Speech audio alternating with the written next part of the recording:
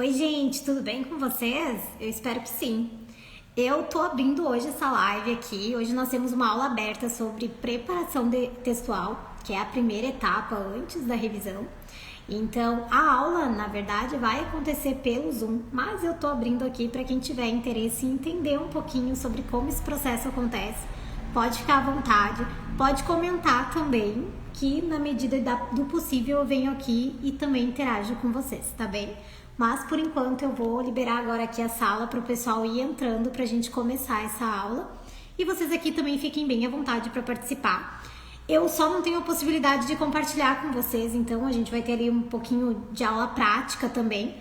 Então essa parte vocês vão ficar um pouquinho de fora, mas depois vocês solicitam ali no DM a aula que eu encaminho para vocês, tá bem? Então agora, gente, eu vou voltar para cá, tá?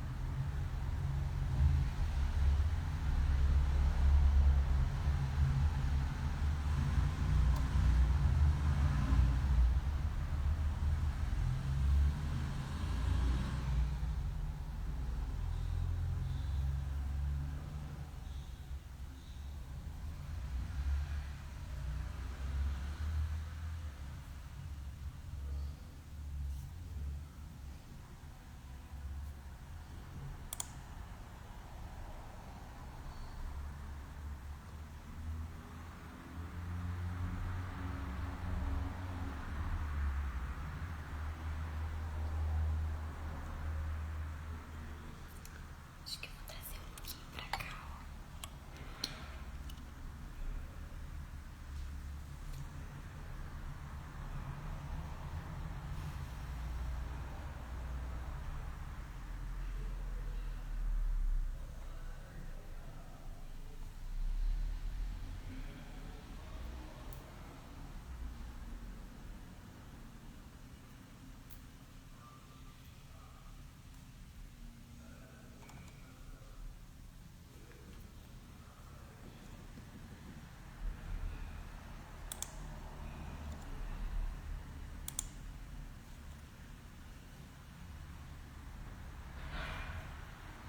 Olá, gente. Olá, gente, tudo bem com vocês?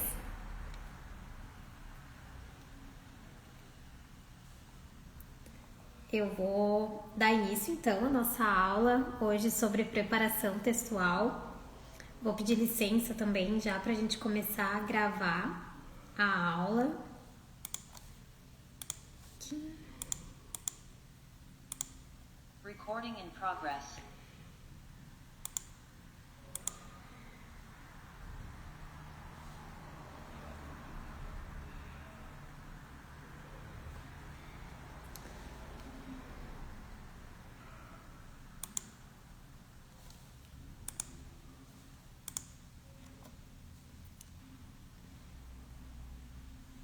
Bom, gente, vou começar aqui. Alguém tá aqui pela primeira vez? Já esteve? Quer conversar um pouquinho sobre si?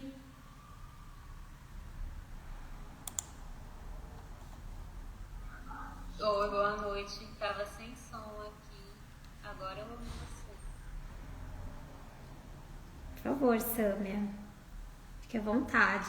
Vocês dois, inclusive. Eu vou compartilhar então a minha tela para apresentar mais ou menos a nossa aula de hoje.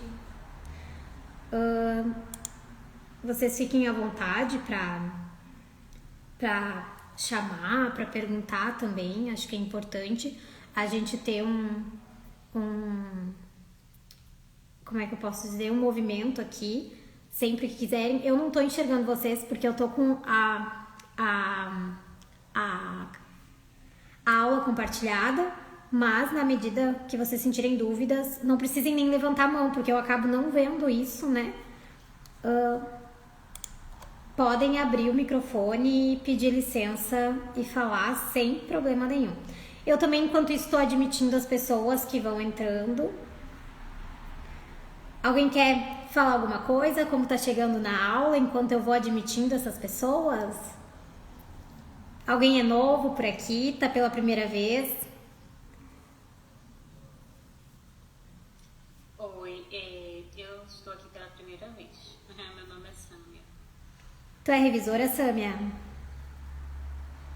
Atuo como revisora há 5 anos mais ou menos, mas ainda estou aprendendo. Aprendo todo dia um pouquinho.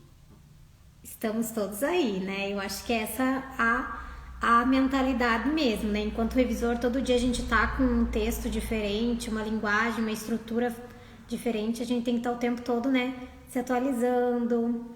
Porque eu sempre digo que um texto é sempre um novo projeto, uma nova intervenção. Alguém mais quer falar? Vamos lá, gente, sem vergonha.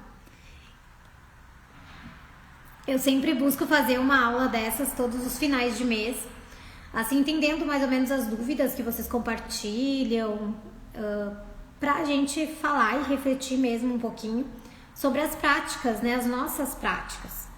Então, hoje a gente vai falar sobre uma preparação textual, como a gente faz uma preparação textual.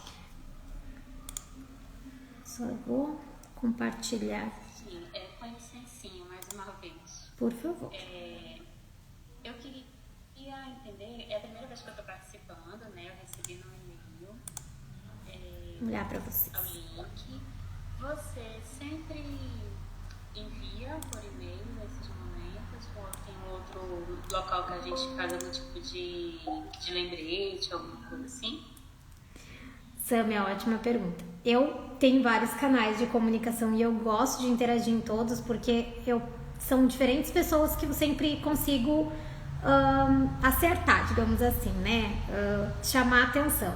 Eu tenho um e-mail onde todas as pessoas que se colocam como é que eu posso dizer, que querem conhecer um pouquinho da revisão textual. Então eu sempre mando pelo menos uma vez por semana ali um e-mail. Principalmente a gente tem um núcleo de revisores onde toda semana nós temos encontros e cada semana tem um assunto diferente. Então eu sempre tento trazer um resumo desse assunto e mando por e-mail para interagir mesmo, né? Trazer esse ponto para discussão, até mesmo para reflexão. Tem o LinkedIn e tem o Instagram, tanto o meu pessoal, que não é pessoal, e tanto o do núcleo também.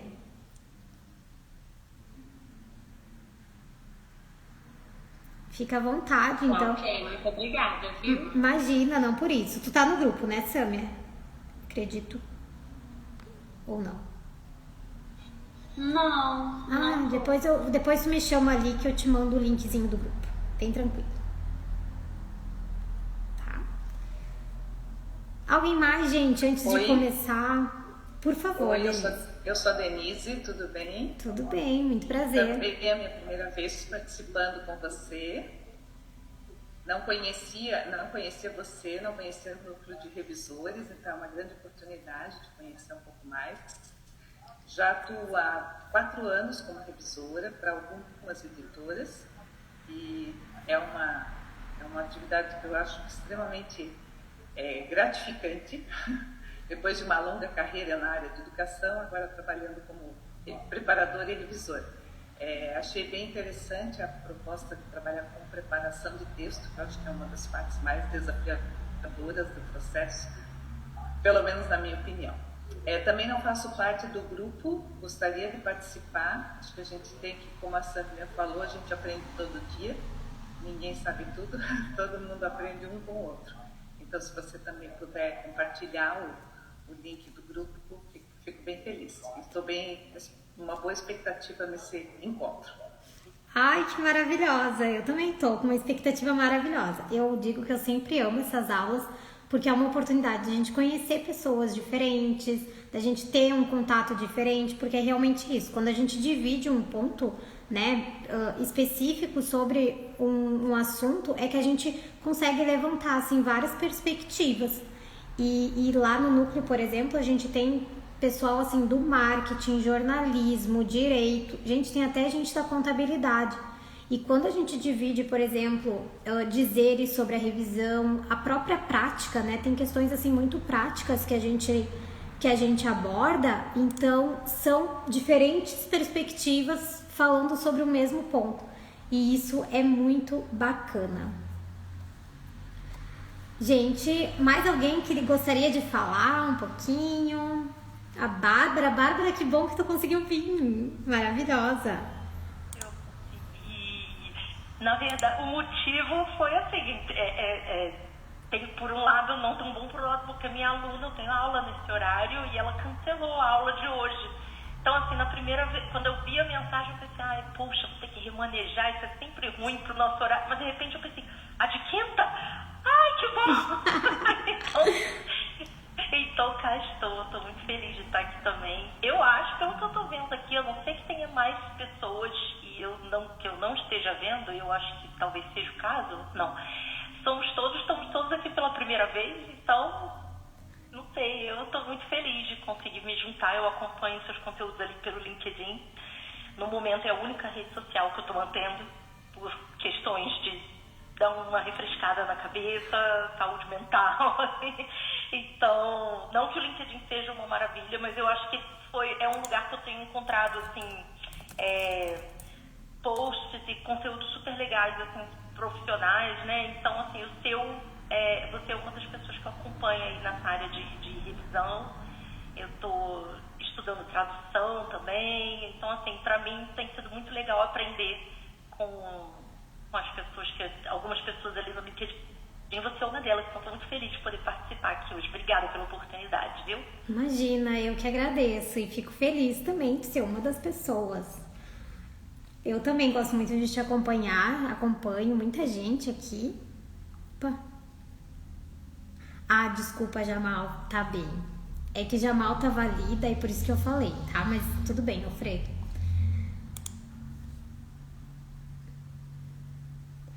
Gente, eu vou aproveitar então. Quem quiser ligar a câmera, gente, fique à vontade, por favor. Eu vou compartilhar agora a minha tela, vou pedir licença para vocês. E como eu disse no início, gente, fiquem à vontade. A partir desse momento, eu não tô conseguindo ver vocês, então não precisa ter aquela cerimônia de levantar a mão para falar. Fiquem bem à vontade para colocar a sua ideia, pedir licença. Olha, eu gostaria de trazer aqui um ponto. Acho que é super importante mesmo a gente ter essa troca. Aqui. Então, gente, essa é uma aula que eu digo de revisar na prática, porque para mim a revisão ela funciona na prática. A gente começa a entender um pouquinho sobre o que é revisão textual quando a gente começa a revisar de fato, a ter aquele contato não só com o texto, mas desde o início com o próprio autor, entendendo ali qual é a necessidade dos nossos clientes, dos nossos autores, daqueles que estão solicitando o nosso serviço. Para então nós decidir como vai ser a nossa intervenção dentro do texto. Eu sempre compartilho que revisão textual não é uma receitinha de bolo, que a gente começa sempre da mesma forma, do mesmo jeito. Ela é algo que tu vai aprendendo com cada texto que tu vai se deparando. Então, e para mim, antes de qualquer tipo de revisão, a gente começa pela preparação textual.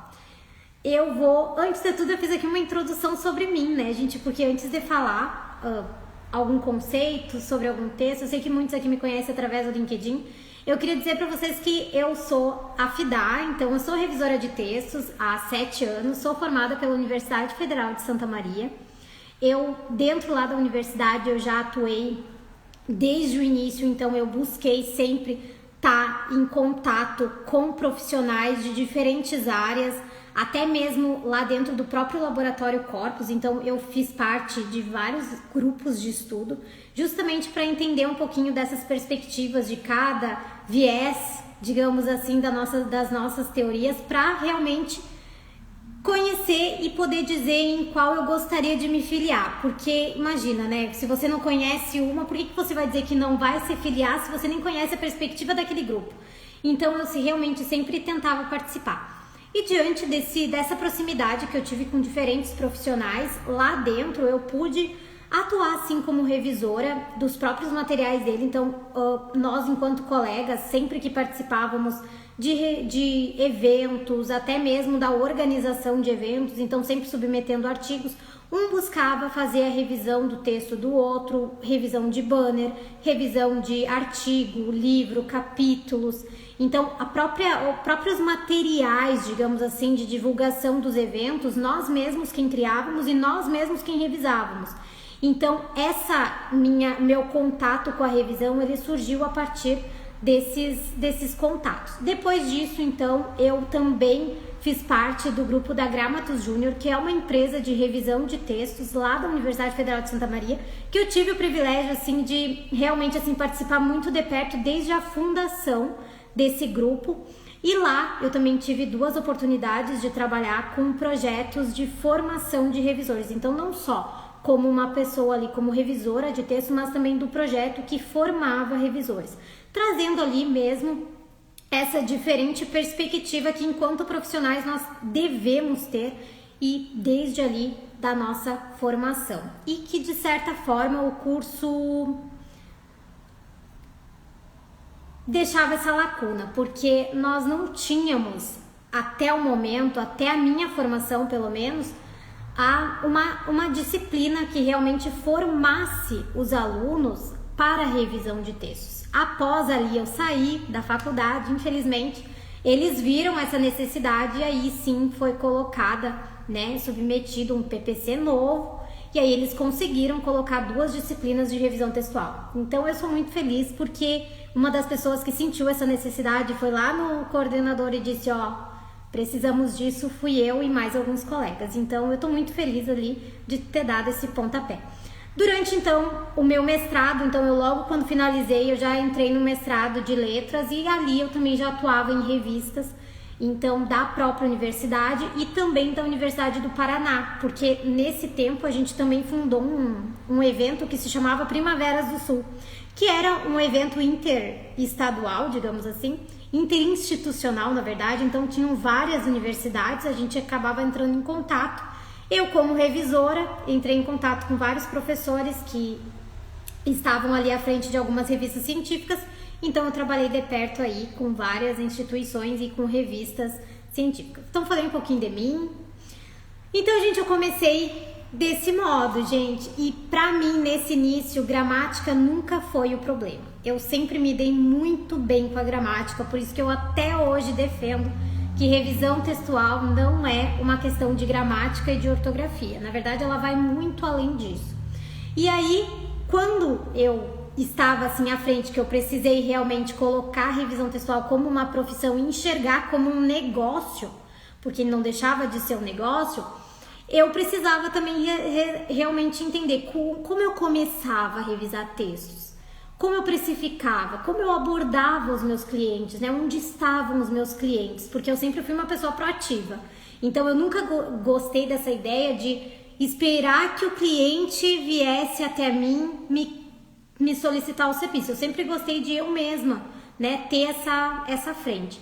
Então, será que eu preciso escolher um nicho? Porque daí tu entra na revisão textual e tu te depara com vários tipos de nicho e vários profissionais falando várias coisas que... Se eu sou revisora de acadêmicos, eu não posso ser revisora de textos publicitários e assim vai. E aí eu precisava saber realmente, né, todas essas dúvidas. E aí eu entro em preparação textual. O que é a preparação textual, que eu acho que para mim foi o que me deu segurança e de certa forma respondeu todas essas dúvidas que eu tinha. Porque na definição, na prática, para mim, revisão textual é quando a gente enxerga o texto da forma que ele está apresentado para nós. E enquanto profissionais da linguagem, a gente respondendo as nossas perguntas de quem é o público-alvo, qual é o gênero, a gente consegue ali fazer as nossas intervenções com base no conhecimento que a gente tem, sempre tendo em foco a ajuda, né? O entregar esse texto de uma forma clara e que ele realmente atenda ali o propósito com que ele foi criado.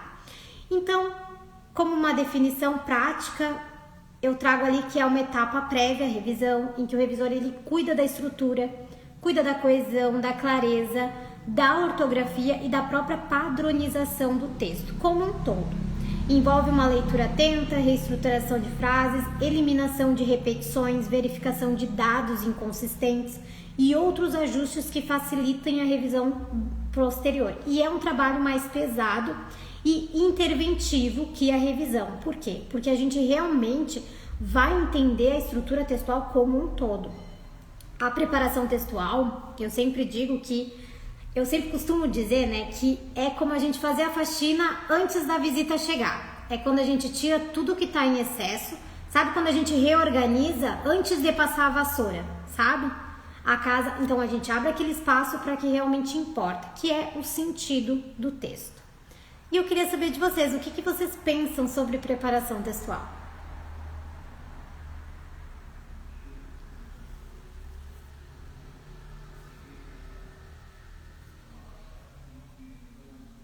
Eu tenho essa mesma visão, né?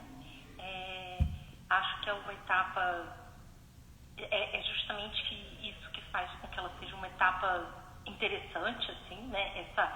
Essa abertura para você participar, para você fazer algumas intervenções que talvez no momento da revisão, falando no caso de revisões, por exemplo, de provas que estão diagramadas, talvez você não vá fazer tantas intervenções porque você vai, né, causar uma nova etapa de diagramação. Então eu acho que é um trabalho que me dá muito prazer quando eu tenho a oportunidade de fazer. Agora, acho também, aí eu não sei se você vai falar nisso, mas já queria colocar, que pouco entendido, às vezes, até pela parte de quem contrata. Não talvez se forem editoras, né, mas, por exemplo, empresas que às vezes chamam a gente. Eu tenho feito trabalho para empresas, assim, e às vezes tem, é para você fazer uma revisão, mas na verdade eles querem uma preparação. Ou, não, pode fazer preparação. Não, mas aí tenta não mexer tanto. Então, tem uma coisa que eu acho que essa compreensão aí dessa primeira revisão, dessa faxina, é legal da gente ter. Legal, Bárbara. Legal tu ter tocado nesse assunto, realmente. Ainda é pouco entendido mesmo o que a gente realmente faz nessa etapa. E por isso que é importante a gente sempre ter esse diálogo com o autor. É algo que eu defendo muito para realmente mostrar para ele aquilo que a gente faz. Então, eu mesma não abro mão, independente do projeto que eu pego para revisar, seja um projeto grande, seja um projeto pequeno, de pelo menos ter uma call ali de 5 a 10 minutinhos com o autor, entendendo qual é a necessidade dele. Se tem alguma parte do texto que ele gostaria que, enquanto revisora, eu focasse mais, tivesse mais atenção. Se ele tem familiaridade com as ferramentas que eu uso, por exemplo, o próprio controlador de alterações. Eu gosto muito de usar o Google Docs. Até depois, quando eu compartilhar com vocês o texto que eu dei aqui como atividade prática, eu gosto muito do Google Docs, porque todas as alterações que eu faço, ele já salva automaticamente. Mas tem gente que gosta do Word. Então, o Word ele é um pouquinho mais complexo que o Docs, porque ele tem vários detalhes para o próprio autor se familiarizar. E nem sempre eles têm essa familiaridade. Então, eu sempre tenho essa call, não abro mão, para justamente o autor ele ter essa chance de conhecer mesmo aquilo que a gente faz e ter essa liberdade também. Porque às vezes, eu não sei se acontece com vocês, mas os autores eles vêm mesmo meio na defensiva, com aquela ideia de não mexe muito no meu texto, sabe? Porque eu quero só revisão ortográfica e gramatical, fazer uma leitura, sabe? E na verdade a gente realmente, quando eu entro no texto, e eu sou bem crítica nisso, várias vezes eu mando e-mail dizendo assim, eu me intrometi no teu texto, porque eu realmente gosto ali de entender o texto por um todo, de provocar o leitor a refletir sobre aquilo que ele está escrevendo, para ele realmente entender a profundidade da revisão, né? E entender também que a gente faz diferença. E gente, pelo amor de Deus, agora com a inteligência artificial, mais do que nunca, a gente precisa mostrar que a gente faz sim a diferença na leitura de um trabalho. Porque às vezes eles vêm, eu fiz pela inteligência artificial e ele tá maravilhoso, ele corrigiu tudo. E a gente vai lá e vê todos os problemas, e aí a gente abre esses problemas para eles e começa a fazer questionamentos, e aí eles entendem realmente qual é a função que a gente tem dentro de um trabalho. Mais alguma questão, gente?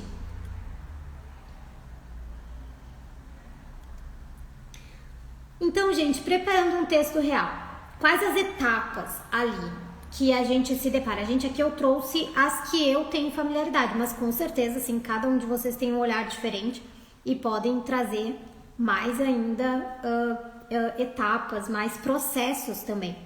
Por exemplo, a primeira é a leitura de detecção. Então, eu faço uma leitura macro, principalmente quando eu estou trabalhando com textos menores. Então, por exemplo, eu tento trazer ali problemas que um preparador já detectaria de cara, né?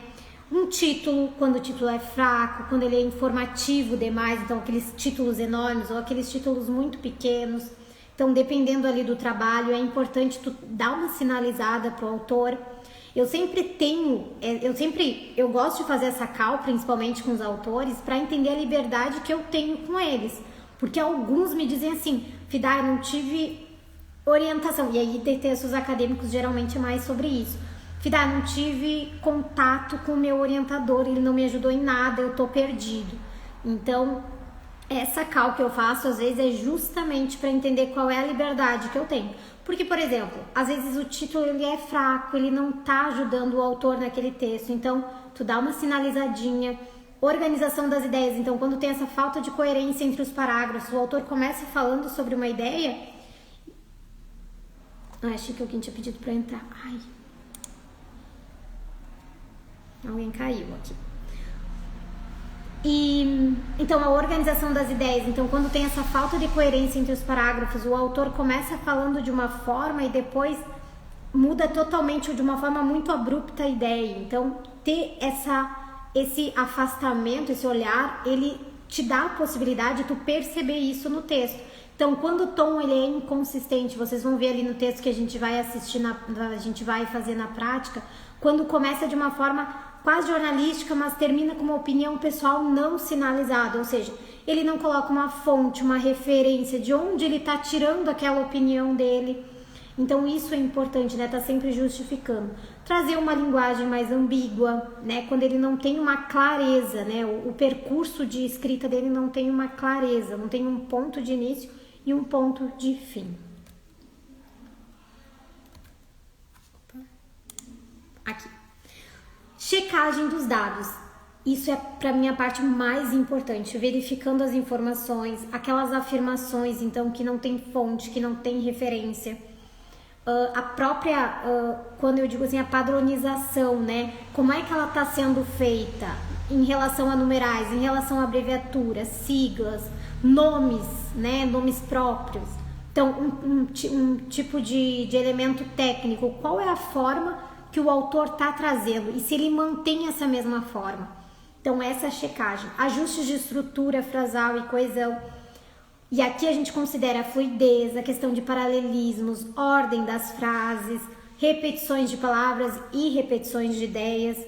Então, eu tenho pegado muito essa questão de repetição da ideia, porque o autor que vem trazendo um texto lá, gerado por uma inteligência artificial, dependendo de como está sendo construído isso, ele traz da mesma forma, ele traz de formas diferentes o mesmo conteúdo. E ele às vezes não percebe e acha que é um texto lindo, que está falando a mesma coisa só de forma diferente. E nós, com esse nosso olhar mais especialista, vai nos mostrando e fazendo com que a gente também aponte, sinalize isso pro autor, né? De que, isso aqui precisa mostrar, isso aqui precisa arrumar, isso aqui tá falando a mesma coisa de forma diferente.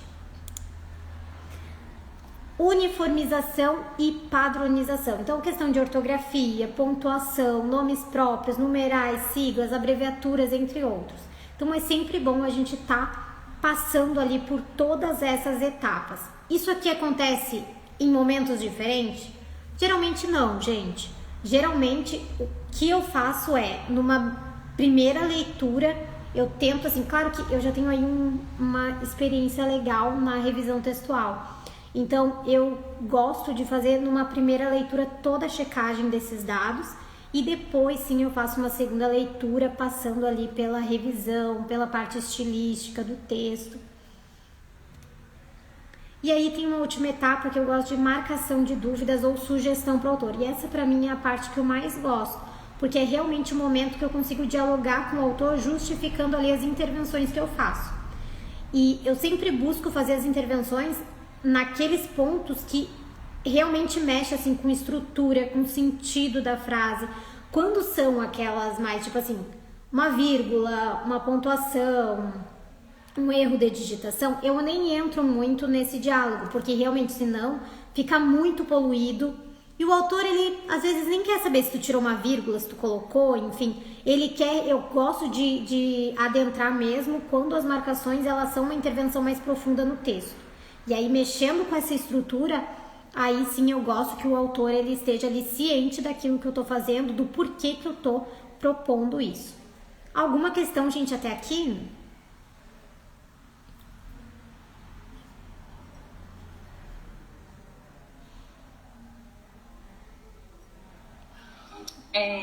Com licencinha. Por favor. Em relação a essa padronização,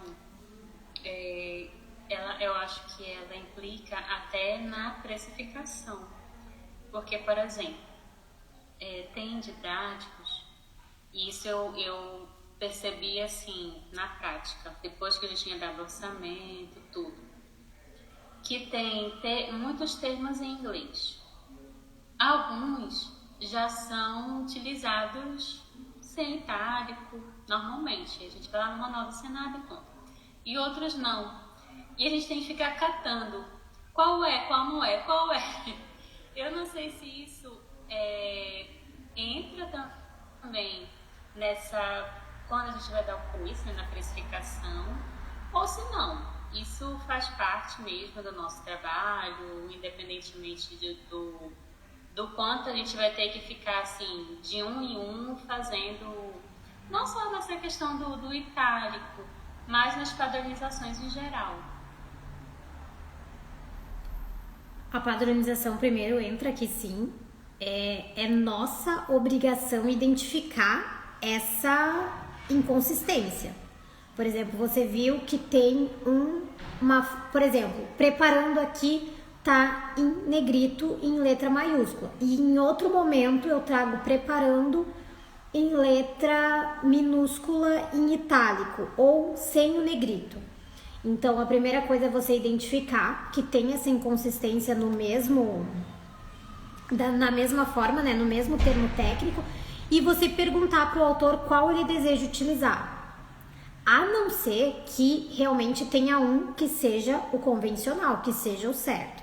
Aí você identifica, corrige e pede, por exemplo, para ele identificar as outras ocorrências, ou você mesmo pode marcar. Eu geralmente marco de amarelo aquilo que eu enxergo, mas se você percebeu e já passou, por exemplo, 30 páginas, tá? Se você percebeu aquela inconsistência, você não precisa voltar nas outras 30 e fazer a correção para ele.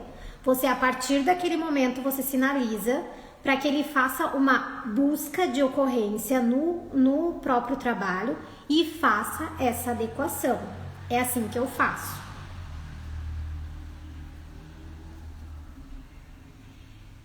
Não sei se eu respondi, se foi essa questão, se alguém quer contribuir.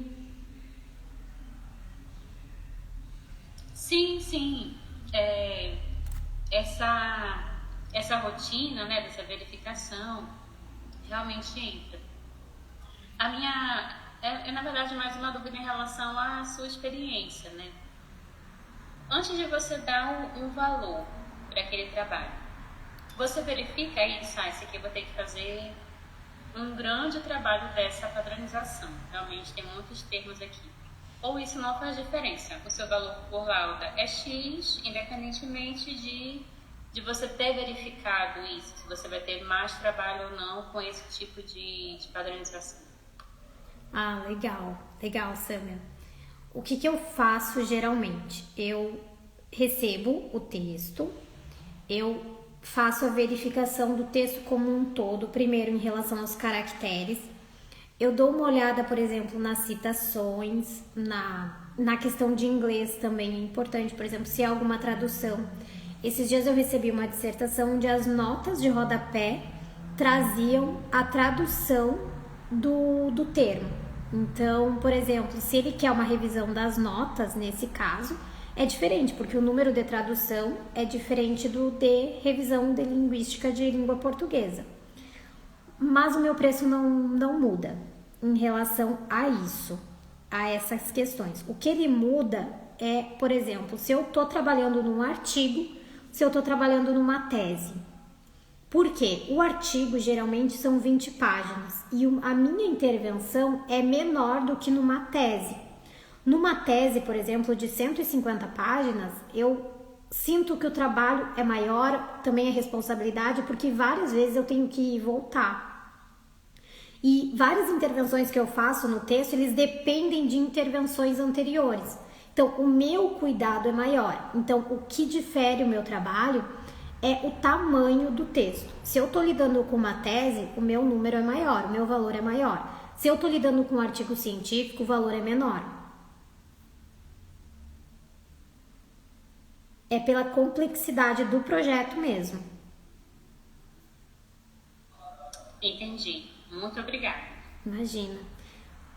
Isso também acontece porque eu reviso muito livro. Então, tendo a complexidade desses projetos, gente, não é a mesma coisa que tu revisar um artigo científico.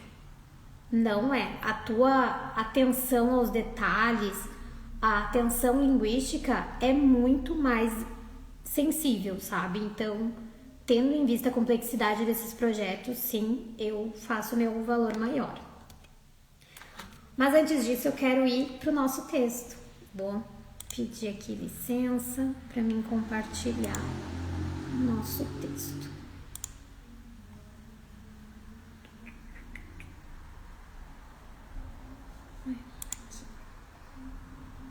Oi, Fida.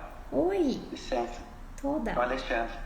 Posso Tudo falar bem? uma coisa? Com certeza. Eu acho que, nesse caso da pergunta, né, da colega que está aqui também, eu acho que não dá para esperar sempre, né, mas o cliente ele tem uma responsabilidade de explicar o texto que ele está querendo que a gente revise, né?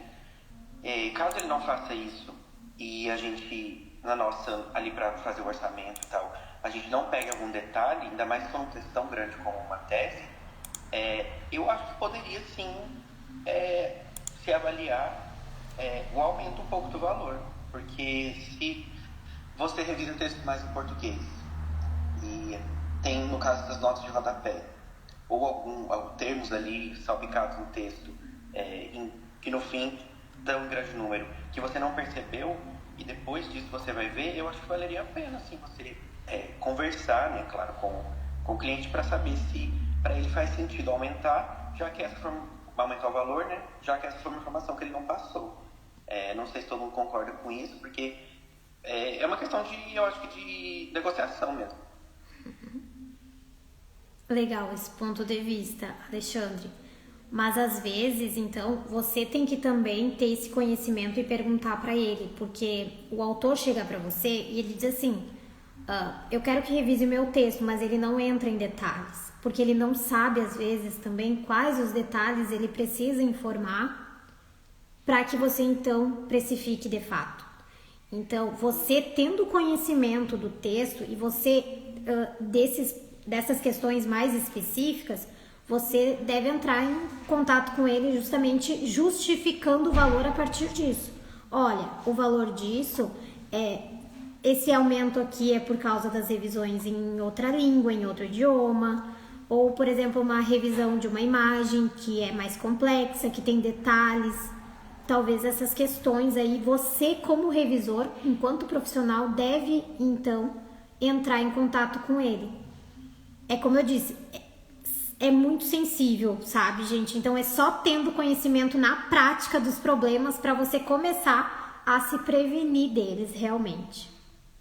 Mas ótima a tua questão, eu também acho.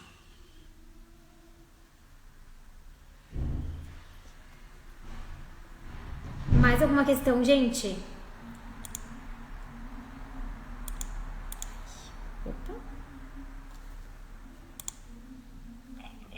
Se eu puder só fazer uma colocação, mais uma, eu acho que cabe a nós, eu acho que bem alinhado com o que você falou, por isso que eu achei bem importante esse início, assim, quando você colocou, e eu acho que isso é uma coisa até que eu não fiz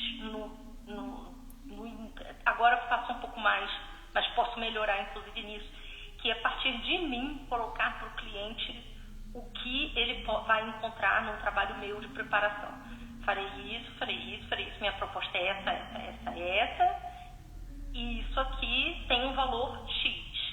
Devido ao trabalho ter um número Y de palavras, o custo é esse. Do que eu acho que pode ser complicado, depois de já ter feito essa precificação, sem o briefing ter mudado, né, apontar para ele um aumento de preço que talvez seja significativo. Né? Pode ser que isso dê algum ruído ali. Então, talvez deixar bem claro no início, né, faço isso com os termos em português. Se houver trechos em uma língua estrangeira para revisar, aí o valor já muda. Tá? Então, desde o início, já deixar essas coisas colocadas para evitar esses ruídos. E, exatamente, se tiver um contrato muito bom, é isso. Né? É isso aí que eu estou falando, que eu acho que eu talvez tenha pecado aí, porque fica uma coisa combinada, assim, né?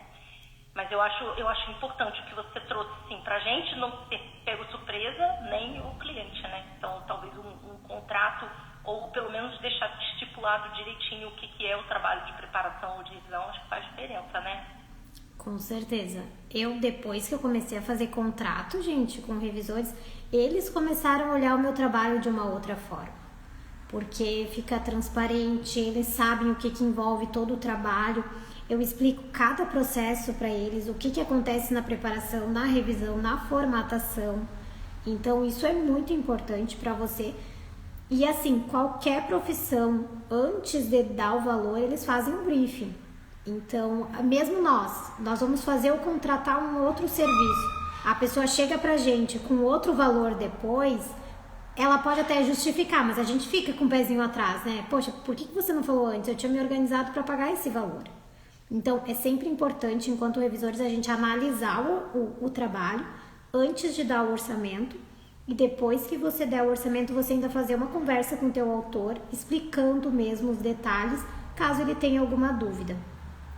Sobre as ferramentas, gente, eu acho super importante explicar então para o autor, porque eu já tive vários problemas do autor receber ali e não saber o que fazer naquele momento, e às vezes dá mais trabalho para mim, porque a gente não vai deixar o autor na mão.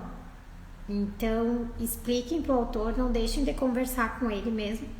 E esse relacionamento, gente, é assim, o que tem mudado muito, assim, a percepção das pessoas, o que tem feito elas me indicarem, o que tem feito elas indicarem os serviços de revisão. Então, muda totalmente e valorizarem mesmo aquilo que a gente cobra, né? O preço justo.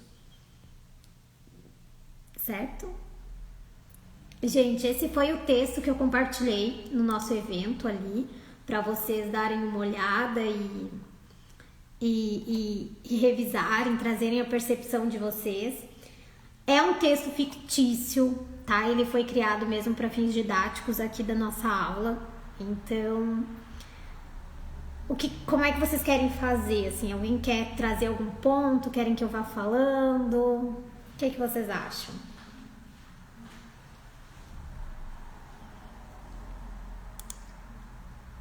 Onde que ele foi compartilhado, Cida? Como é que se diz? No evento do Google, que você quis dizer? No Google Calendar? Do LinkedIn. Zoom, não sei. No LinkedIn, tá? Eu não vi que tinha, não sabia. Não tem problema. Eu passo depois para vocês também esse gabarito, coloco lá para vocês darem uma olhada. Aqui eu tentei trazer nesse texto realmente assim os problemas que eu identifico nos textos que eu faço. Eu apontei ali todos os problemas e tentei criar um texto fictício assim com eles para trazer para vocês, pra gente ter mesmo esse olhar. Mas claro, quando vocês entrarem num outro texto, eles podem aparecer de uma forma diferente, mas é realmente pra gente ter essa percepção do quais problemas podem ocorrer. Porque enquanto revisor, gente, eu falo por mim. Quando eu comecei a revisar texto, eu não fazia a mínima ideia do que eu poderia revisar num texto. Será que era revisão linguística, ok, né? Levar em consideração, mas e os outros problemas? Que a gente olhava um parágrafo, a gente se estranhava, mas a gente não conseguia identificar o que estava causando aquele estranhamento. Então eu acho que antes de fazer qualquer intervenção é justamente identificar o que está causando esse estranhamento. é a falta de pontuação, é a clareza das ideias, é a ordem, né, indireta da frase, é a repetição de palavras. O que está causando esse ruído, essa lacuna? O que não está deixando o texto claro? Então, tudo isso é importante antes de qualquer coisa. Por quê? Entendendo qual é o problema, você sabe como intervir. E as formas, as possibilidades que você tem de realmente fazer a intervenção. Então, aqui, num primeiro momento, gente, eu falei sobre o título, né? O autor, digamos assim, não traz um título. E isso é muito comum de acontecer. O autor, às vezes, começa a escrever um artigo, ele está preocupado na escrita do artigo e ele peca esquecendo o título do artigo. Então, chamar mesmo essa atenção do autor, caso ele tenha, né, esquecido. E o título, né? Depois aqui fiz uma revisão linguística de indústria para indústria. Aqui também, ó, sobre o tem. Esse tem plural, gente, meu Deus, ninguém conhece. Ninguém conhece. Então, assim, fiz essa revisão linguística do como o sujeito é a indústria, tá no singular, então esse tem não deve ir com acento. Então, quer explicar para o autor, você pode explicar, abrir ali e dizer, olha, tem com acento é somente quando o sujeito for no plural. Mas isso aqui não são, digamos assim, elementos que eu explicaria. Tá? Eu não explicaria, mas enfim, vocês também podem, se achar necessário, explicar cada intervenção. Depois, ali no inteligência, né, eu não só coloquei o acento no inteligência, como também coloquei inteligência artificial em letra maiúscula, abri parênteses e coloquei IA. Porque no parágrafo posterior, e se vocês forem ver essa intervenção, eu fiz depois, ó, 6h54, e aqui eu fiz às 13h05, ou seja, depois que eu fiz, que eu li esse parágrafo, eu voltei para cá e propus para o autor colocar IA entre parênteses para realmente o leitor, a partir desse momento, ele ter a ideia que IA significa inteligência artificial. Ai, Fida, mas isso aqui é algo comum, todo mundo já sabe que inteligência artificial é IA, realmente. Mas tem alguns termos técnicos que realmente que não são de um conhecimento comum, de um conhecimento geral. E aí o autor traz essa sigla como se fosse de um conhecimento universal, e ela não é.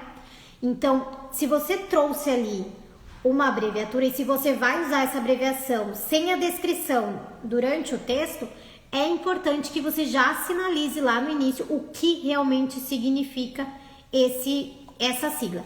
E mais, dependendo do tipo de texto que a gente está tratando, por exemplo, se é um texto longo, eu sempre digo, é importante que numa notinha de rodapé você coloque aqui, a partir desse momento, inteligência artificial será mencionada apenas como IA, sabe? Para que o autor entenda lá na página 50 do trabalho que IA significa inteligência artificial, tá bem? Aí depois eu fiz a revisão de Microsoft, que o autor tinha esquecido aqui por uma questão de digitação às vezes, vírgula, essa vírgula que eu tirei porque entre sujeito e verbo a gente não coloca vírgula, então eu sinalizei essa tirada. E aqui para perigosa, eu trouxe aqui um comentário, o termo perigosa surge de uma forma muito abrupta, sem uma sustentação discursiva, ou seja, ele não fala por que é perigosa, ele não traz, quando tu vai falar isso pro autor, ai, é muito perigoso, tá, mas por que é perigoso? Tu tem que sustentar isso de alguma forma. Então, ali eu digo para ele, seria necessário explicitar o risco ou a ameaça, para que o adjetivo não soe algo sensacionalista, como se fosse só uma opinião pessoal dele. Então, por quê? Porque isso aqui é um gênero, gente, digamos assim, jornalístico. E quem vai ler esse tipo de texto, eles querem informação.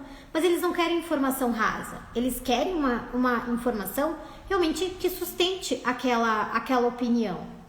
Então, dependendo daqui da pessoa, você traz essa questão, olha, seria interessante você sustentar isso, porque trazer uma referência, talvez, que seja universal, realmente, né, que traga autoridade para esse tipo de informação que ele está abordando aqui de uma forma tão incisiva, né? Porque quando a gente está tratando, assim, de uma forma perigosa, né?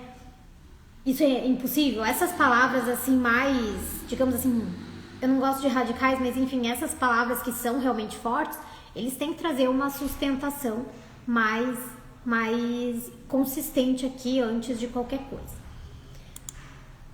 Alguém faria outra mudança? Alguém viu mais algum problema aqui que eu não trouxe? Por favor, gente.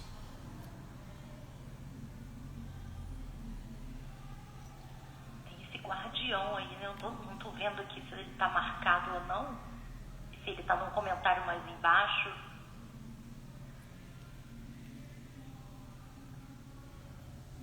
Aí ele é o próximo parágrafo. Fidá. Olá, Fidá. Isso. Boa noite. Boa noite, Sou Ricardo. Ricardo Brasília, boa noite a todos. Primeiramente, obrigado pela oportunidade, viu? Imagina, merece. Parabéns pelo trabalho aí, Belo. Fidá, quanto ao título, voltar só um pouquinho, eu fiquei remoendo aqui meus botões. O título já aconteceu comigo de eu receber um trabalho e o autor me pediu que eu sugerisse a ele um título, né? Um título. E eu, tudo bem. E eu acho que a gente, como revisor, eu penso assim, revisor realmente tem que ajudar bastante o autor ou autores. Claro que existem limitações, mas nesse caso de sugerir um título, eu vejo como bem saudável, né? Como ele me pediu, olha, assim, então nesse texto aqui, no texto base, eu penso que a gente poderia sugerir um título caso o autor tivesse assim, tenha uma dificuldade, né? Algo como aqui a inteligência artificial, que não fuja, né? Do tema inteligência artificial, sugeriria ele pelo menos 2 títulos, né?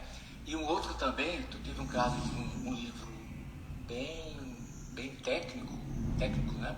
Técnico científico, Fida.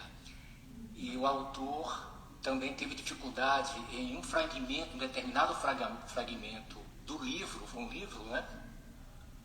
Na área de engenharia eletrônica, ele teve dificuldade de concluir um parágrafo. Aí ele pediu a mim, Ricardo, sou eu, pode desenvolver, porque realmente eu estou tendo dificuldade extrema. Eu posso sim, eu posso fazer uma proposta, não faça isso. E aí eu precifiquei, eu tive que colocar um acréscimo no valor, né? E tudo bem, eu acho que a relação é essa, sempre de ouvir o autor, autores antes, durante e também depois. Até terminei o texto, entrego o trabalho, recebo, mas sempre ficar um canal aberto, né? Olha, o que achou do texto? Dar um feedback, né? Isso aí consolida essa parceria, né? Parceria. Então é só essa questão aí do título, né? Ou de eventuais assim, pedidos do autor para desenvolver uma frase, um período, ou um parágrafo cheio, né? Alguma coisa maior assim. Tá bem? Perfeito, Ricardo, exatamente. Assim, em relação ao título, né, que o autor pediu, às vezes eles têm tanta confiança na gente, no nosso trabalho. Eu tenho muito essa relação. É muito...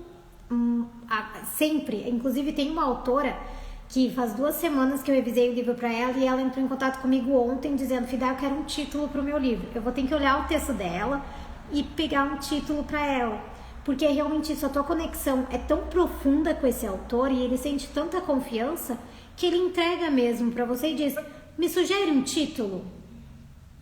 E é isso que é bacana mesmo, sabe? Deles terem essa confiança a ponto de te dar essa liberdade. Em relação à finalização do texto que você disse, eu acho legal ajudar sim o autor, mas eu sempre coloco como uma sugestão, sabe? Eu vou ali, eu abro e eu sugiro, assim, principalmente quando é um texto que eu não tenho, digamos assim, propriedade, assim, eu não sou especialista do texto, sabe? Por exemplo, um texto de direito, um texto, né, que foge realmente da minha alçada. O que eu digo é: olha, as possibilidades de você desenvolver aqui, de você finalizar esse texto é abrindo para esse ponto. Daí ele pode propor e você faz a revisão e faz os ajustes, enfim. eu gosto Existe, só dessa... concluindo, Fida, Por favor. obrigado, só concluindo rapidamente, existe até um risco de você aceitar desenvolver uma frase ou algo maior, um texto de mais linhas, 10, 15 linhas, e você acabar sendo coautor, né? Mesmo que tenha sido num trecho pequeno, é uma coautoria, você participa, né? Mas a intenção do revisor de texto não é bem essa, né? O objetivo principal, tá? Com certeza. Tá bem, é isso. Muito obrigado aí pelo espaço. Imagina, merece. Fica à vontade. E também é legal de puxar esse assunto porque, por exemplo, sempre que você sentir essa necessidade de fazer uma intervenção, uma sugestão, é legal apontar uma alternativa também. Porque às vezes o autor, ele não sabe como fazer o que você está propondo. Eu, bem no início, como revisora de textos, eu peguei um TCC para resolver e eu realmente coloquei vários comentários dizendo, aqui você poderia fazer dessa forma e dessa forma. E aí o menino me mandou um áudio dizendo, Fida, eu adorei as suas ideias, mas eu não sei fazer isso. Como é que eu desenvolvo isso? Então, é legal quando você sentir essa oportunidade de, olha, aqui eu poderia fazer, se o autor fizesse dessa forma, o texto dele ficaria mais adequado. É legal você dar uma sugestão, sabe? Olha, fala ali, né, como ele deve fazer, sugestão ou como ficaria, algo nesse sentido. Eu acho legal, foi algo que eu aprendi depois de ter contato com esse menino. Ok. Segundo parágrafo, então, gente, posso passar? Aqui, bem no início, o autor traz um exemplo disso é o ChatGPT. Então, ele já entra trazendo esse tipo de exemplo. E aqui eu coloquei: a construção é um pouco vaga, enfraquece o texto, é melhor reformular para uma estrutura mais direta. E aí eu dou a sugestão, Ricardo, sobre o que a gente estava falando. Um dos principais exemplos dessa transformação é o ChatGPT. Algo assim. Aí ele continua: um robô que fala com pessoas e ajuda a fazer as tarefas de casa ou até mesmo escrever livros inteiros, segundo o site The Guardian. Aqui, a Bárbara queria falar alguma coisa, Bárbara? Não? É só que The Guardian, né? Tem que manter o nome original. Aqui, por exemplo, eu chamei a atenção para dizer mistura de idiomas. Corrigir para The Guardian, ou a outra possibilidade seria adaptar jornal britânico The Guardian, porque tu tá trazendo ali a parte em português, língua portuguesa, que publicou então uma matéria sobre isso em 2023. Apesar disso, muita gente ainda não conhece esse tipo de tecnologia. Ok, finalizou bem. Depois ele traz ali: a IA surgiu, ao que tudo indica, no Japão ou na Rússia. Primeiro a gente corrige ali Rússia. As pessoas têm uma dificuldade, gente, muito grande de paroxítonas, sabe? De entender quais as paroxítonas que tem acento. Então é um dos problemas também linguísticos que eu mais pego. E aqui nesse caso eu trouxe que é uma informação imprecisa e sem fonte, porque ele não traz ali uma referência de onde você tirou essa informação. E aí na preparação, né, a gente, como é que eu faria esse comentário para o autor? Você pode verificar essa informação. A história da IA costuma ser associada a pesquisadores dos Estados Unidos, Inglaterra, como Alan Turing e John McCarthy, porque isso aqui é uma informação que a gente pega ali da própria... Eu pesquisei ali uma fonte, então tu faz uma pesquisa. Seria interessante aqui também, talvez, colocar algum tipo de link para que o próprio autor pudesse também fazer essa verificação da informação, entrar em contato com esse site, enfim. Daí ele trouxe ali, né, por volta de 1950. Desde então, muitas descobertas foram feitas, como o surgimento do Deep Blue, um computador que venceu o campeão do xadrez em 1996. Alguém faria aqui alguma mudança, alguma alteração?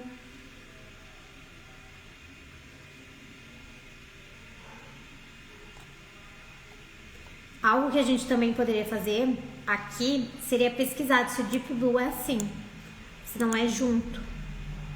Eu acho que é junto até, fiquei pensando aqui agora. Mas o que é legal aqui é você sempre pesquisar esse tipo de palavras que você não tem familiaridade e começar mesmo a questionar o autor para ver a veracidade desses termos, se eles existem, se eles não existem, se é dessa forma que eles são escritos. Enfim, esse tipo de informação somos nós os responsáveis. Aí aqui ele começou. Além disso, aqui não sei se vocês conseguem ver, mas tem 2 vírgulas. E, gente, eu tô pegando alguns trabalhos assim com essa dupla pontuação muitas vezes. 2 pontos finais, 2 vírgulas, enfim, eu tô pegando palavras juntas, coladinhas, também tô pegando. Então aqui eu cortei uma vírgula. Uma das maiores especialistas da área é a professora Joana d'Arc, ou seria Joana d'Arc. Aqui, ó, aqui ele coloca assim, Joana d'Arc da USP, ou seria Joana d'Arc. Aqui eu coloquei assim, aqui o preparador precisa perguntar, essa referência é real ou é uma brincadeira? Podemos verificar a existência da professora? Ela realmente existe? Ela é da USP? Ou reformular para evitar uma ambiguidade? Porque aqui ele trouxe Joana d'Arc da USP. Ele mesmo quis fazer uma brincadeira. Tipo assim, é Joana d'Arc da USP. Ou seria só Joana d'Arc? Não é como aquela Joana d'Arc que a gente conhece. Então aqui, por mais que ele tenha essa ideia de fazer essa brincadeira, talvez ele colocar uma nota de rodapé, justificando isso, né? Por que ele trouxe esse jogo, ou perguntar para ele se essa Joana d'Arc da USP realmente existe, ou se é algo fictício mesmo, que ele só colocou aqui pro trabalho dele, né? Para trazer um outro sentido aqui pro trabalho dele. Que estuda como as inteligências artificiais. E aí vocês veem que aqui, ó, ele traz inteligências artificiais, ou seja, é diferente da inteligência artificial que a gente citou aqui no início. Então, essas inteligências artificiais, ela já não entra naquele padrão. Aqui eu consegui colocar em minúscula, mantive em minúscula. Afetam os estudantes, principalmente no ensino fundamental. Entre aspas, porque aqui é uma fala, né, manteve, é um avanço importante, mas precisamos de mais fiscalização, diz ela. Por favor, Bárbara. Eu tenho uma pergunta para fazer sobre os comentários. O seu diálogo com o autor se dá no meio desses comentários? Quero dizer, você aguarda a resposta desses comentários aí no próprio, nessa área de comentários do Google Docs, para você entregar o trabalho? Você entrega ele assim e considera essa entrega feita e existe uma etapa posterior? Ou, por exemplo, você coloca alguns desses comentários no e-mail? Como é que é esse diálogo com o autor para você poder, quando você precisa de uma resposta dele para continuar? Legal, Bárbara, muito legal a tua pergunta. Geralmente eu deixo aqui porque a minha intenção nem é que o autor me responda, tá? A minha intenção é que ele reflita mesmo sobre o ponto que eu tô questionando. Porque a nossa ideia é levantar esses possíveis questionamentos, esses olhares que o autor não tem, e ele entender e responder. Se ele ficar com dúvida, ele pode entrar em contato comigo ou ele responder ali na caixinha, porque eu sempre faço uma segunda leitura do texto. Então eu mando ali essa primeira leitura com todas essas sugestões, com todo esse projeto, assim, com todas essas marcações feitas, eu mando para ele. Ele olha, dependendo da pessoa e dependendo da conversa que a gente tem inicial, eu mando 2 arquivos. Eu mando o primeiro com o texto limpo, sem essas intervenções, com todas as minhas mudanças feitas, e o outro com essas intervenções. Daí, dependendo da pessoa, por exemplo, eu digo, olha, a senhora lê, ou, né, você lê. Eu falo senhora porque eu tive essa experiência com o senhor e com uma senhora, mas assim, você lê esse texto sem as marcações e quando você sentir alguma dúvida ou alguma ideia que tá mal colocada, que você não tá concordando, você vai pro mesma página que tá as marcações e vê ali se tem algum comentário que eu tenha feito, ou se você pode me mandar uma mensagem, um áudio, enfim. Depois que forem feita, você me manda, então, geralmente assim não tem uma segunda leitura, mas quando eu mando um arquivo só com todas as marcações, eu digo, você lê, você aceita ou rejeita as sugestões, pode colocar ali um comentário, então quando o autor vem aqui, que ele tem a possibilidade de aceitar ou, deixa eu minimizar aqui, de aceitar ou de recusar, então se ele optar por recusar, ele pode da mesma forma abrir um comentário e dizer, olha, recusei por conta disso, ou aceitei por conta disso, sabe? Ele tem essa liberdade. Aqui. Então é assim, eu mando para eles e aí numa segunda leitura eu sempre peço o texto limpo, sem nenhuma marcação, para realmente entender o que eles aceitaram, o que eles recusaram e aí fazer essa segunda leitura. Por que eu gosto da segunda leitura? Primeiro porque quando a gente mexe assim com o controlador de alterações ou mesmo com essa parte de sugestões, pode acontecer de ficar um espacinho a mais, um espacinho a menos. E você também consegue ter uma percepção de como o leitor vai receber esse texto. Então, se tem alguma... Quando a gente está na primeira leitura, a gente está muito preocupado em resolver os problemas do texto. E na segunda leitura, tu já resolveu os problemas. Então, o teu olhar é mais estilístico, mais na percepção mesmo de leitor comum. Então, ele vai te ajudar ali de uma forma mais profunda a entender, olha, esse texto está pronto para publicar. Ou tá faltando uma coisinha aqui, uma coisinha ali, ver alguma coisa assim que tu pode ter deixado passar. Mas só para ver se eu entendi bem, essa segunda leitura é depois do autor ou do cliente, enfim, já ter feito a leitura dele e validado ou não as alterações, aceitado ou não as sugestões, é isso? Isso aí, perfeito. Em relação ao comentário, eu só mando pro autor o comentário enquanto eu tô fazendo a revisão se é algum problema que eu preciso saber para continuar a revisão. Uma informação. Por exemplo, o autor trouxe uma inconsistência de voz. Ora ele trata na voz você, ora ele trata na voz tu. Então eu mando para ele, você gostaria que o seu texto fosse mantido na voz tu ou você? Por quê? Porque não é só mudar o tu e o você. Então tem toda uma questão ali de verbos que precisam entrar nessa mesma padronização. Se for uma informação que eu preciso para revisar, eu entro em contato com ele diretamente. Eu não espero um comentário, porque às vezes eu preciso dessa informação para continuar a revisão. Mas quando for questões assim do texto, eu deixo ele livre se ele quer dialogar comigo sobre o problema, enfim, ou se ele quer somente aceitar ou recusar, enfim. Daí é pra ele. Perfeito, obrigada. Imagina, merece. A gente tinha parado aqui. No entanto, as leis ainda são muito fracas, ou, como dizem alguns públicos, temos que correr atrás. O problema é que no Brasil não tem fiscalização suficiente. Já nos Estados Unidos, o controle é um pouco maior, mas mesmo assim as empresas fazem o que querem. Aqui, o que vocês fariam? Ai, gente, eu acho um problema assim esse no entanto e esse mas. Agora que eu olhei esse no entanto e esse mas, sabe, começar adversativo e terminar adversativo, eu me incomodo um pouco, sabe? Eu sugeriria aqui como fazer um assim, desse modo, logo, algo assim nesse sentido, assim, de finalização também.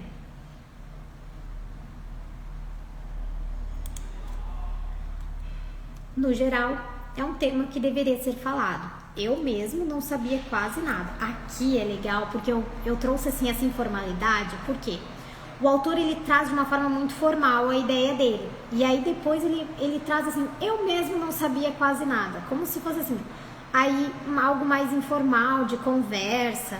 E aí eu trago comentário pro autor. Quer manter esse tom? Deixa eu só minimizar aqui. Quer manter esse tom mais pessoal? se o objetivo for informativo ou jornalístico, sugiro reformular para uma terceira pessoa ou um tom mais neutro.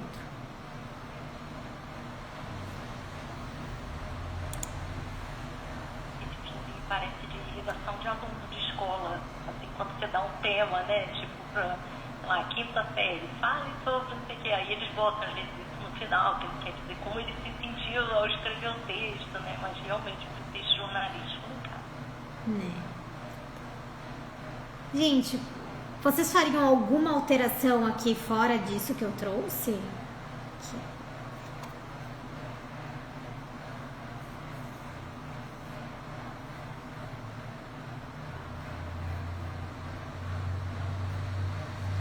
Então, vou trazer ali a outra parte da nossa apresentação.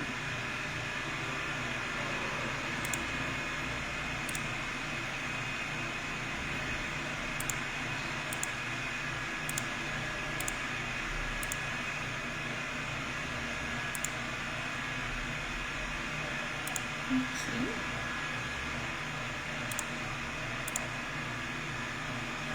Então, gente, revisar é prática.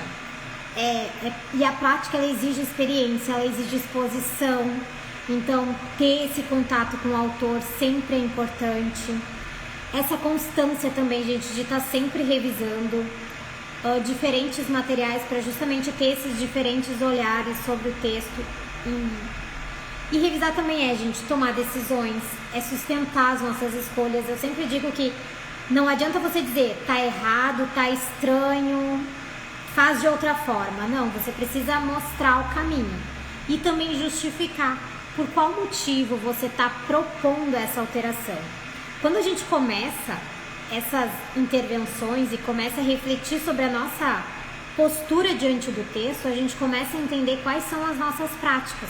Qual é o melhor jeito de entrar num texto? Qual é a melhor forma? Justamente para que o autor tenha essa percepção de que você não é uma pessoa que quer se apropriar daquele conteúdo. Na verdade, você só está ajudando ele a manter clareza, a ter credibilidade também, porque muitos autores, por exemplo, os acadêmicos ou pessoas que querem publicar um livro que fale sobre uma capacitação, eles querem ser referência na área deles. Então, eles precisam ter uma linguagem adequada para aquele público e uma linguagem que dê para eles credibilidade. Então você precisa entender qual é a necessidade desse autor para então fazer sim essas intervenções. E gente, tendo essas informações, muda totalmente o teu olhar sobre o texto. Porque no momento que você tem a ideia do que o autor quer passar, você começa a mostrar, não, mas se ele falar desse jeito, isso ele vai pro brejo. Ou, né, isso aqui tá legal, né, não precisa mudar. Então, tudo isso são decisões que a gente precisa tomar com base em critérios, né, que falem ali do próprio texto. Saber se posicionar também, acho que é muito importante nesse momento ali. Vocês trouxeram várias questões, vários problemas mesmo, né, que com um pouquinho de comunicação e um posicionamento firme e claro, a gente consegue sim sempre resolver. E conversar com os autores, gente, eu não abro mão de uma boa conversa, de um bom diálogo com todos eles, para realmente entender a necessidade, conhecer um pouquinho eles e fazer com que eles conheçam o meu trabalho. E vocês vão ver que até mesmo, eu não sei se vocês são acostumados a pedir feedback, mas todo final de revisão eu peço um feedback para os autores. E sempre, assim, quando eu não tinha essa conversa, era sempre, muito obrigada, foi ótimo. Agora que eu tenho esse relacionamento, gente, e eu já aproveito para até pedir indicações, olha a sugestão, porque todo mundo tem um amigo que está publicando, né, um professor, e eles vão passando essas indicações com certeza. Eles te indicam com muito mais segurança, confiança, né, e falam de ti de uma forma muito mais satisfatória. Então as pessoas sentem e vão vir buscar o teu serviço. E vem, gente, vem, porque eu falo sobre isso com muita garantia. As pessoas vêm e dizem, Fida, fui indicada por tal pessoa, a tal pessoa te indicou pra mim, entende? Então vale a pena, gente, sim. E também mostra, né, a parte profissional do nosso trabalho, porque eu acho que a gente está esquecendo da profissionalização, e isso faz parte do diálogo, de mostrar ali sobre o que a gente faz, como a gente faz, é importante. Gente, se vocês querem conhecer um pouquinho mais desse trabalho, a gente tem um núcleo de revisores, que é um grupo que a gente está formando, onde todas as semanas a gente fala sobre um ponto específico da revisão textual. E assim, tocando não só na parte prática, como na parte profissional. Hoje o núcleo, ele é, digamos assim, sustentado por enquanto, né, em 4 pilares, que é realmente a experiência prática, a parte administrativa, então saber como a gente vai ali um contrato, como a gente faz um contrato de prestação de serviço para esses autores, o pós-entrega, então essa comunicação final, a questão do feedback é importante, e também, gente, vendas, né, captação de cliente, quais são os diversos processos, né, que a gente pode fazer com que a gente capte esses clientes. Porque, como vocês dizem, eu sou muito inconformada de ter que esperar o cliente vir conversar comigo para mim poder falar um orçamento e às vezes ele ainda não aceitar. Então, assim como todos os profissionais, eu acho que a nossa área tem tanta oportunidade, porque a gente vê os desafios que são grandes, então com certeza as oportunidades também são grandes. A gente só precisa ter esse olhar mesmo para enxergar onde a gente pode realmente adentrar. Gente, esse é o núcleo, toda semana tem encontros, temos lives colaborativas com eles, toda semana também, falando sobre algo que eles dominam, ou um ponto, uma ferramenta que eles conheceram, justamente para trazer mais conhecimento para revisores e dar mais segurança. Porque às vezes a gente nem é a técnica, não é o saber ou não gramática, é realmente essa segurança de como eu faço uma intervenção, como eu dialogo com o meu autor, com o meu cliente, como eu mostro aquilo que eu faço sem ofender um autor, né? Ou mesmo de uma forma clara, que as pessoas entendam o que eu faço, o que tem por trás do meu trabalho. Então, se vocês quiserem conhecer, aqui tá o link, gente, para vocês se cadastrarem, para vocês entrarem. Nós temos também uma comunidade ali no Discord, que é um servidor, onde a gente coloca todas as aulas gravadas. Então, mesmo que você entre nesse momento no núcleo, você vai ter acesso a todas as aulas gravadas, poder fazer ali uma maratona. Nós estamos indo para o nosso 10º encontro, que possibilita ali a gente realmente dialogar com todas essas práticas, reflexões com diferentes profissionais, então são de diferentes áreas mesmo, e vai fazendo ali com que a gente crie mesmo essa segurança, entenda sobre aquilo que a gente faz de uma forma muito mais segura e empática também. Gente, essa aula tem um certificado, inclusive é uma forma também de apoiar esse projeto que eu sempre faço aqui. Eu sempre tento trazer todo final de mês um assunto sobre um ponto específico que suscita-se muitas dúvidas. E quero muito continuar, então se vocês quiserem certificado, também é uma forma de vocês estarem apoiando aí o projeto, vai ser super legal e podem solicitar por aqui. E também, gente, queria muito convidar vocês, porque a partir do dia 4 de agosto eu vou estar fazendo lives, 21 lives, é uma forma também, gente, de eu me desafiar, tá? Porque eu digo que eu me desafio quando eu faço um compromisso público, então nessas lives eu quero trazer uma live onde eu mostro ali o mínimo que a gente precisa saber para a gente se tornar realmente um revisor profissional. Então serão 21 dias, todas as lives vão acontecer de manhã às 7h16, porque é realmente isso, né, gente? É a gente se desafiar ali a acordar de manhã, já com a academia em dia, cara lavada, e falar um pouquinho sobre o mínimo que a gente precisa saber para ser um profissional revisor. Tem 21 pontos importantes que a gente precisa entrar e desenvolver mesmo e fazer com que todo mundo conheça. Então, quem quiser, gente, esse aqui inclusive é o meu Instagram, eu acho, que é por onde as lives serão divulgadas. Quem quiser, fica à vontade. Vai ser uma oportunidade muito incrível para a gente entender melhor sobre esses pontos específicos da revisão, porque cada vez, gente, que eu entro num ponto específico, eu tenho outras ideias sobre aquilo que a gente faz, e isso é muito legal. Eu tenho percebido, principalmente quando eu tô sempre fazendo as aulas ali pro núcleo. Sempre quando eu trago uma aula diferente, eu já penso de outra forma, E isso melhora muito a minha prática. Eu tenho dividido com eles que dividir esses processos faz com que eu melhore cada vez mais a minha prática. E isso é muito legal porque a gente consegue, né, mostrar isso para o autor e eles ter mais confiança e entender realmente aquilo que a gente faz como algo que agrega no texto dele e realmente faz diferença. E faz com que eles desconstruam um pouco a imagem de aquilo que eles acham que conhecem sobre revisão textual. Gente, muito obrigada por vocês estarem aqui comigo hoje. Fiquem à vontade para compartilhar. Não sei se alguém tirou foto das nossas aulas. Se quiserem compartilhar ali, me marcar também, eu vou ficar muito feliz. E eu queria pedir, se vocês puderem, assim, abrir a câmera pra gente tirar uma foto. Perdão. Por favor, quem é que tá falando? Keilane, por favor, Keilane. Eu perdi a parte do QR do certificado. Você pode voltar rapidinho pra mim, por favor? Posso, peraí, deixa eu ver aqui. Então, complementando, se você tiver o link, eu não tô com meu celular aqui perto, ele tá carregando lá no outro cômodo. Então, se tivesse o link, era mais fácil. Ou se eu puder pegar depois com você o link. O link do quê? Do certificado? Pra pedir o certificado, é. Ah, tá. Não tenho como escanear o QR Code agora. Tá, pode deixar. Eu vou... Deixa eu ver aqui.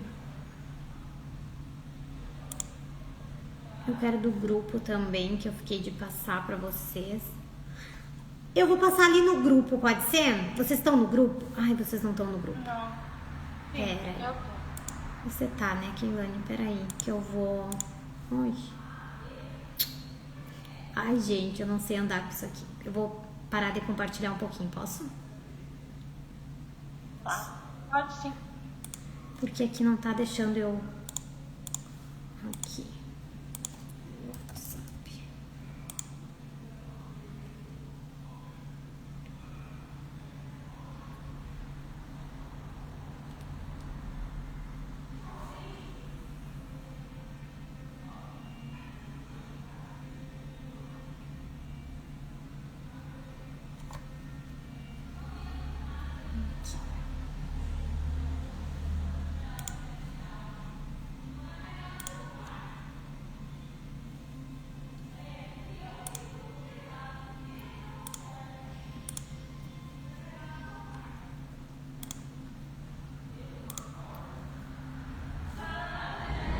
Aqui.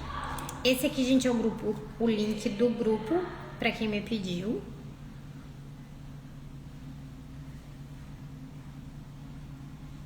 E aqui eu vou mandar o do certificado.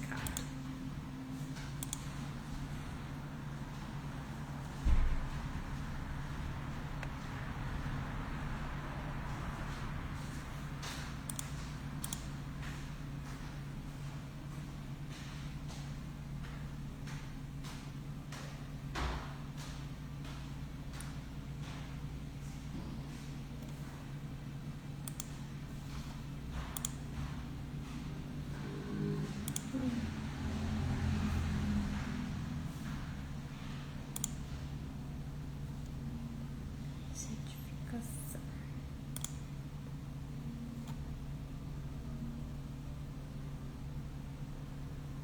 Aqui.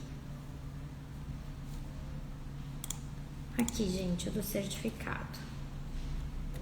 Aqui. O primeiro é o do grupo e o segundo do certificado. Se vocês puderem abrir a câmera, quem quiser, pra gente tirar uma fotinha. Eu gosto de fazer um registro sempre de todas as aulas. Gente, muito obrigada por todos que estiveram aqui. E fiquem à disposição para compartilhar um assunto que vocês gostariam que a gente abrisse. Ai, teve mais gente, peraí que eu vou tirar de novo.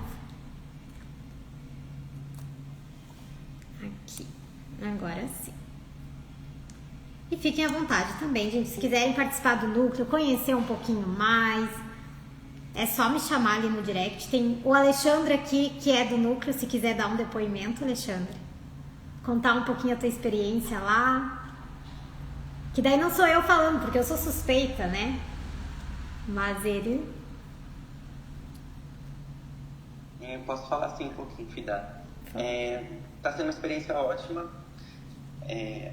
A gente discute vários temas, não só questões técnicas, né, da revisão em si, mas questões mesmo até que apareceram aqui nesse encontro com a gente hoje, sobre precificação, sobre até essa questão de contrato mesmo, né, do que a gente precisa fazer para profissionalizar a nossa profissão de revisor, que a gente sente, né, pelo menos um consenso até dentro do núcleo, de que a gente precisa rever muitos dos nossos processos, né, da maneira como a gente trabalha, para que a gente seja levado mais a sério, seja mais respeitado e consiga expandir, né, o nosso trabalho, para que as pessoas reconheçam e cheguem até a gente sabendo o que a gente faz e dando valor ao que a gente faz. Então, eu acho que isso é um pouco a base do núcleo. A gente troca experiências sobre questões diversas, né, qualquer coisa que a gente esbarra por aí quando está fazendo uma revisão, a gente vai, comenta lá e o pessoal dá a opinião deles. Então é uma troca bem interessante, uma coisa bem leve, né?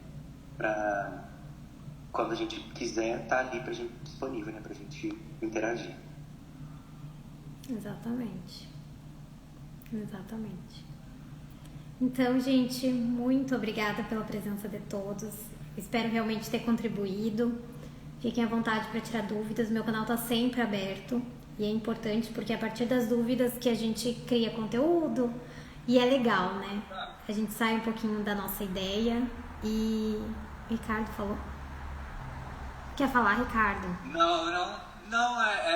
Você está em que cidade? São Paulo, Brasília, Rio, Minas? Curiosidade. Santa Maria, Rio Grande do Sul. Sou gaúcha. E vocês são da onde? Me conta. Mas eu estou aqui em Brasília. Eu sou cearense, mas já moro em Brasília há um tempo. Estou em Brasília. Imagina, Ju. Maluco, obrigada a você. Legal. Tem gente de Brasília lá no núcleo.